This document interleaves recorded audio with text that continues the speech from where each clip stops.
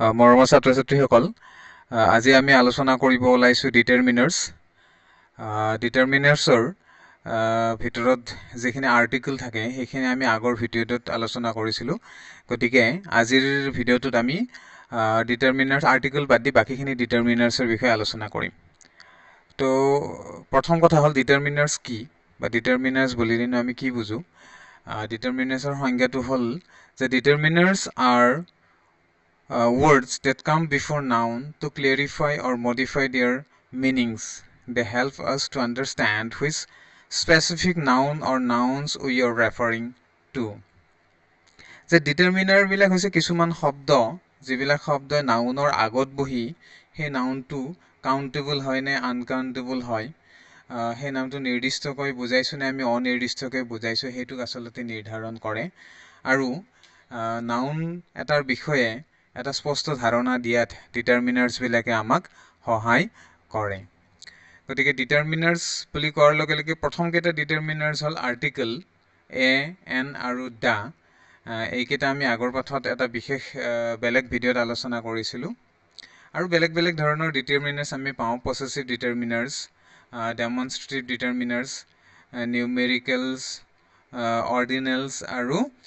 কোৱান্টিফায়াৰ্ছ, এইকেইটা ডিটাৰমিনাৰ্ছ আমি পাওঁ। আৰু ইয়াত উল্লেখ কৰাৰ উপৰি আৰু কিছুমান ডিটাৰমিনাৰ্ছ আছে, কিন্তু আমাক আচলতে পৰীক্ষাৰ কাৰণে বিশেষকৈ HSLCৰ কাৰণে আমাক আৰ্টিকলখিনি লাগে, আৰ্টিকল আৰু আমাৰ কোৱান্টিফায়াৰ্ছখিনিৰ প্ৰয়োজন হয়। গতিকে আমি এই ভিডিঅ'টোত আমি কোৱান্টিফায়াৰ্ছখিনিৰ ওপৰত বেছিকৈ গুৰুত্ব আৰোপ কৰিম।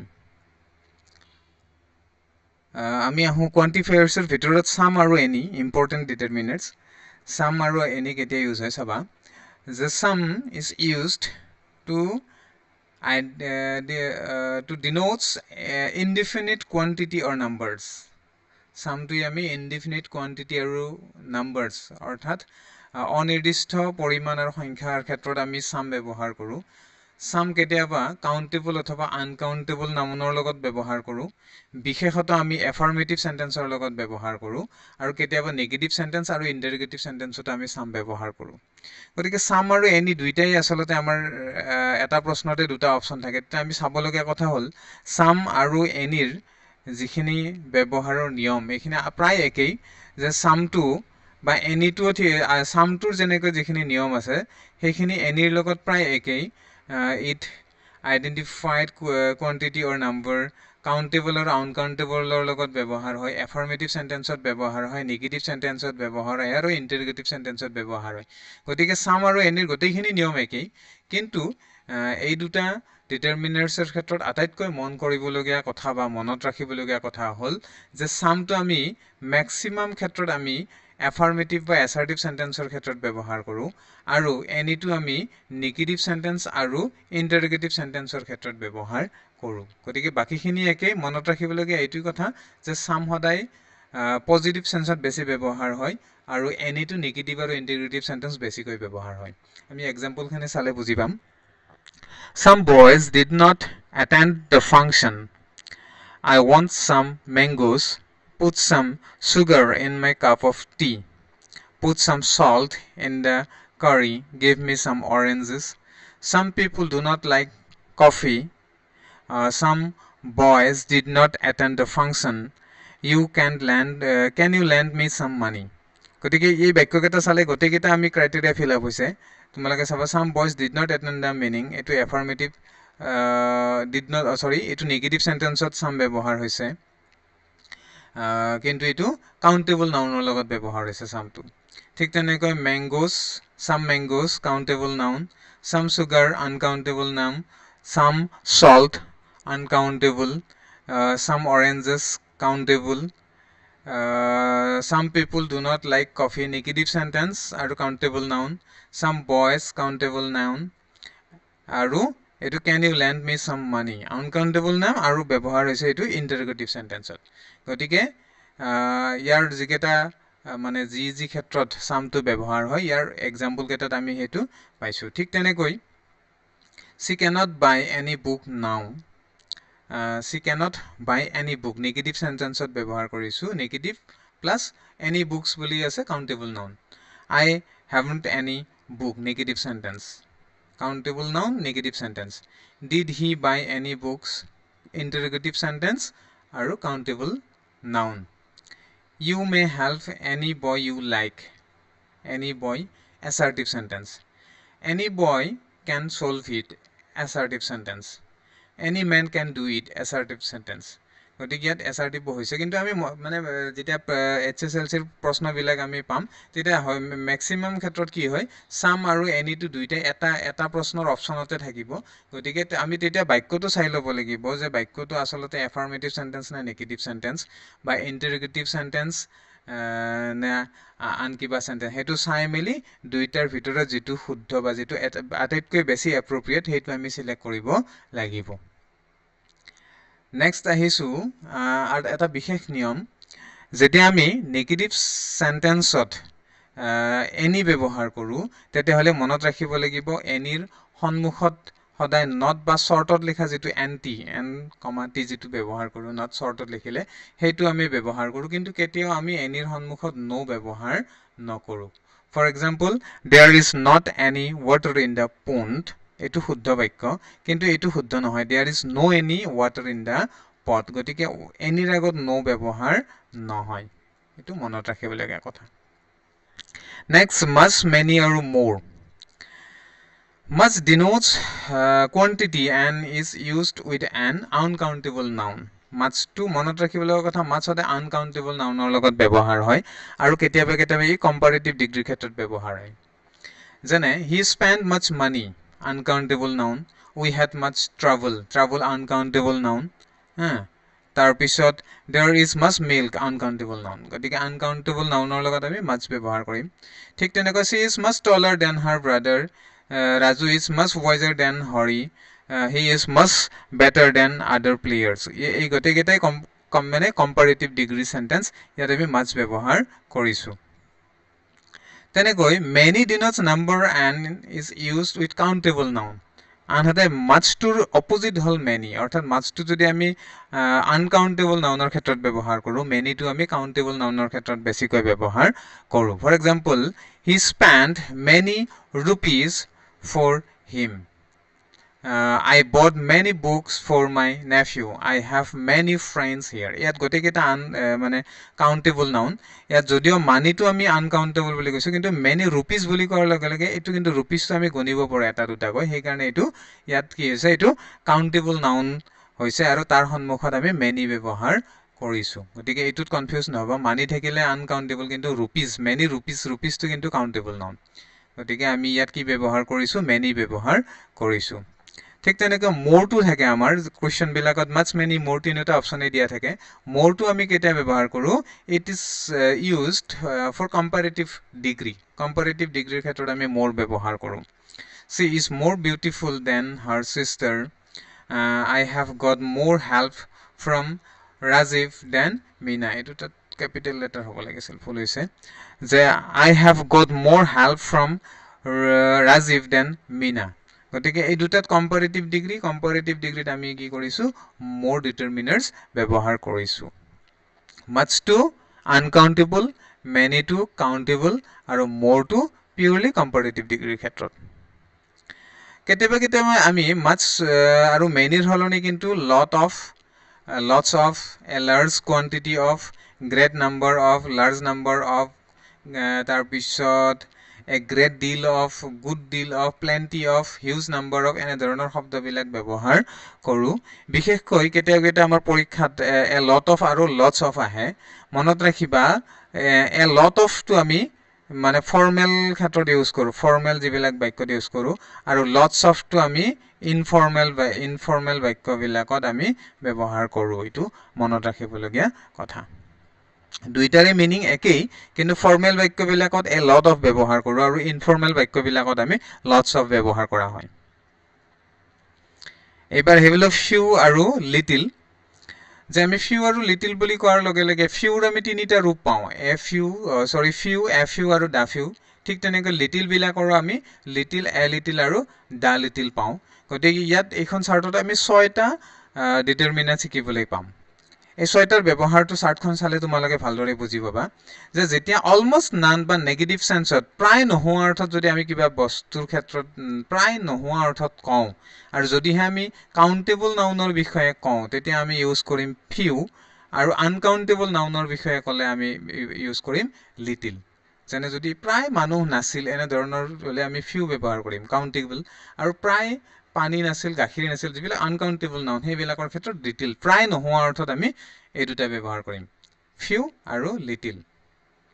ঠিক তেনেকৈ কিছু পৰিমাণে আছে যেটো ইউজেবল আমি ব্যৱহাৰৰ যোগ্য কম আছে কিন্তু ব্যৱহাৰৰ যোগ্য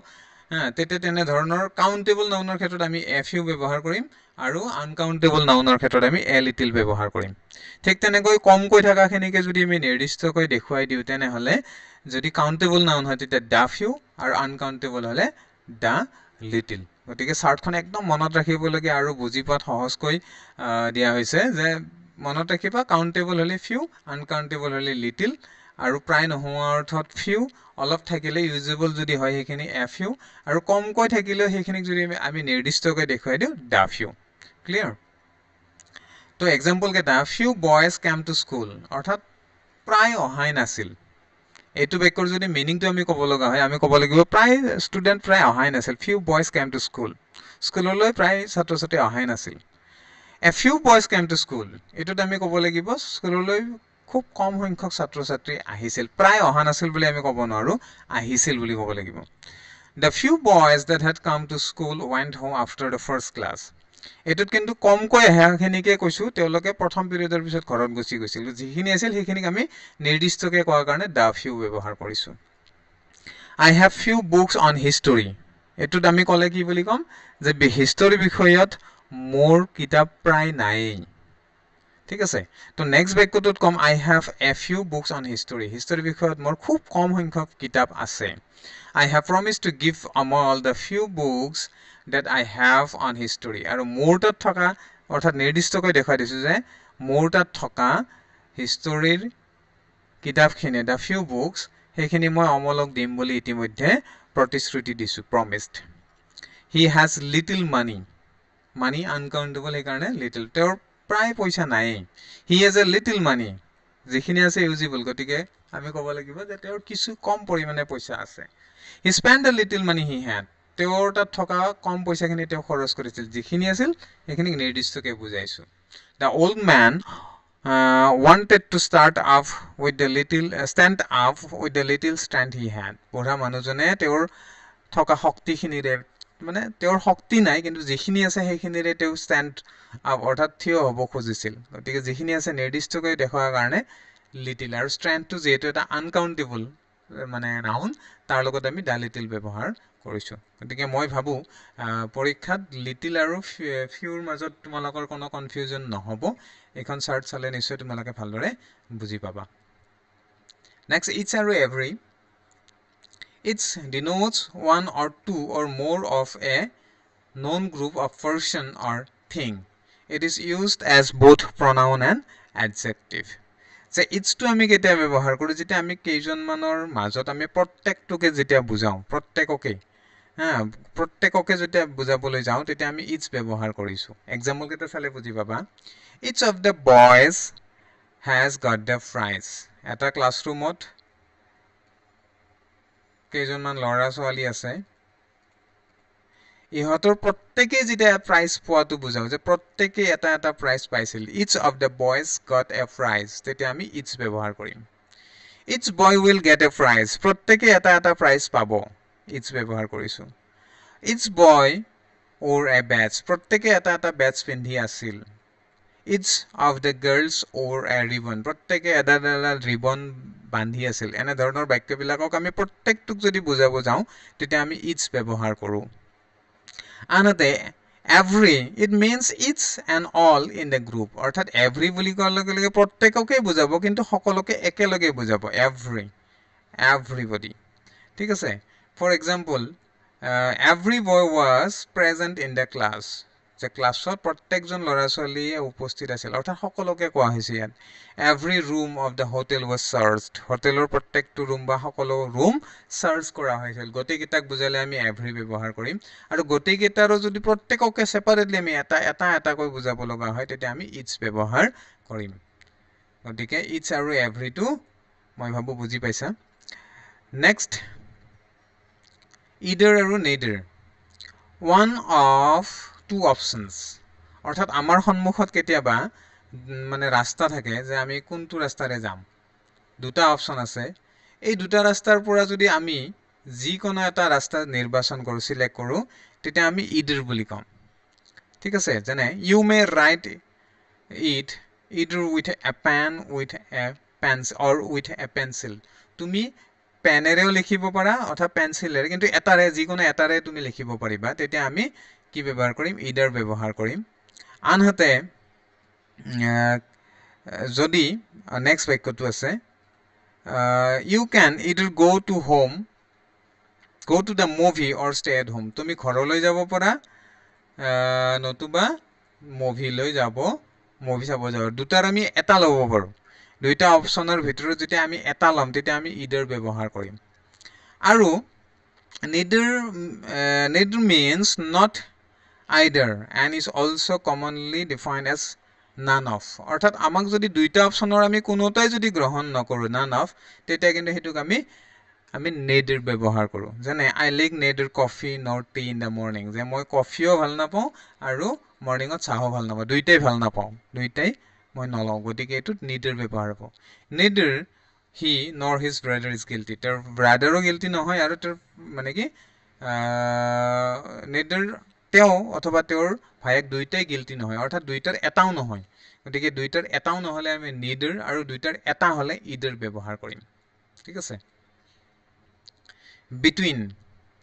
যেতিয়া আমি দুটাৰ মাজত কিবা এটা কথা কওঁ দুটাৰ মাজত দুটা নাউনৰ মাজত যদি আমি কাৰোবাক এটা ক'ব লগা হয় তেতিয়া আমি between ব্যৱহাৰ কৰো আৰু দুটাতকৈ বেছিৰ মাজত ক'ব লগা হলে আমি among ব্যৱহাৰ কৰো for example the coffee shop is between the post office and the bank অৰ্থাৎ bank আৰু post officeৰ মাজত কি আছে coffee shop খন আছে he stood between his mother and his father তেওঁ father আৰু motherৰ মাজত থিয় হৈ আছিল this plane flies back and forth between New York and Miami অৰ্থাৎ দুটা ঠাই মিয়ামি আৰু নিউয়ৰ্কৰ মাজত প্লেনখন অহা যোৱা কৰে উৰে there is very little difference between the two cars দুখন গাড়ীৰ মাজত খুব কম হে ডিফাৰেন্স আছে গতিকে ইয়াত প্ৰত্যেকটো বাক্যতে আমি দুটাৰ কথা কৈছো দুটাৰ মাজত আমি কৈছো দুটা নাউনৰ মাজত আমি কথাখিনি কৈছো কিন্তু যদি আমি বেছিৰ মাজত কম যেনে the thief hid among the wandering tourist ঘূৰি ফুৰা টুৰিষ্ট সকলৰ মাজত চোৰজন লুকাইছিল এতে কিন্তু wandering tourist বুলি কোৱাৰ লগে লগে দুটাৰ কথা আমি কোৱা নাই among the friend বিলাকৰ মাজত among the trees গছ বিলাকৰ মাজত among the leaves পাত বিলাকৰ মাজত among the geese বিলাকৰ মাজত গতিকে ইয়াতে গোটেই বিলাকত আমি দুটাৰ কথা কোৱা নাই বেছিৰ মাজত যেতিয়া আমি কওঁ এটাৰ কথা তেতিয়া আমি among ব্যৱহাৰ কৰো the ball was hidden among the leaves তাৰ পিছত the thief hid among the wandering tourist চোৰজনে লুকাইছিল গতিকে এনে ধৰণৰ বাক্যবিলাক যেতিয়া বহুতৰ মাজত আমি ক'ব লগা হয় তেতিয়া among ব্যৱহাৰ কৰিম দুটাৰ মাজত ক'ব লগা হলে between ব্যৱহাৰ কৰিম next article like determiners পৰীক্ষাত in generally নাহে article like determiners মানে these these-or plural hall these that-or plural hall those এইবিলাক হল article like determiners example this is my pencil these are our pencils that is our pen those are our pens এইবিলাক পৰীক্ষাত এনে ধৰণৰ determiners বা article কিন্তু article like determiners কিন্তু পৰীক্ষাত এতিয়ালৈ অহা নাই বাৰু কিন্তু আমি জনাটো দৰকাৰ possessive যেনে আমাৰ হৈতে সম্পৰ্ক mine ours yours her his etc this is my book this book is mine more এনে ধৰণৰ এইবিলাক হল possessive determiners ordinals আৰু cardinals কেতিয়াবা আহে 1 2 3 এইবিলাকক কোৱা হয় cardinals আৰু first second third এনে ধৰণৰ determiners বিলাকক কোৱা হয় ordinals ঠিক আছে For example, I have one ball. You have stood second in the second in order of merit. এনে ধৰণৰ word বিলাক cardinals আৰু ordinalsৰ ভিতৰত পৰে গতিকে আমি পৰীক্ষাৰ কাৰণে যিখিনি ইম্পৰ্টেন্ট সেইখিনি অলৰেডি ইতিমধ্যে আমি আলোচনা কৰিলো গতিকে মই ইয়াত কেইটামান ডিটাৰমিনাৰ্স তোমালোকৰ প্ৰেক্টিছৰ কাৰণে তোমালোকে ট্ৰাই কৰাৰ কাৰণে দিছো যদি তোমালোকে বুজি পাইছা বা পাৰিবা তেনেহলে মোক কমেন্টত মানে কৰি দেখুৱাব পাৰিবা তোমালোকে নিজে চেষ্টা কৰিবা গতিকে আজিৰ ভিডিওটো ইমানতে এৰিছো আমি নেক্সট ক্লাছত আন এটা নতুন টপিকৰ সৈতে আৰম্ভ কৰিম ধন্যবাদ